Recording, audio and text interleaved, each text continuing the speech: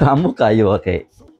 Na-label naman jud di ay sa Mindanao ang Sub-Saharan. So, basically, ang tawag na karon is Sub-Saharan Mindanao.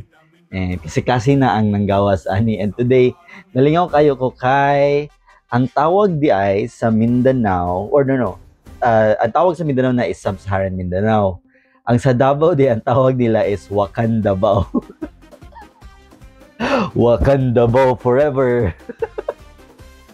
And syempre, I'm also from Mindanao, specifically in Cagayan de Oro. So siguro, ang tawag na sa Cagayan de Oro karon is Wakan de Oro. Murag tanan na lang kinaay word nga Wakan. Wakan de Oro din. Syempre, na may tagiyaan ng ana-ana, di ba? Wakanda forever, anak mo na. So, dapat lahi po siguro sa Cagayan de Oro. Sabay tsada sa Wakan de Oro. Wakan de Oro.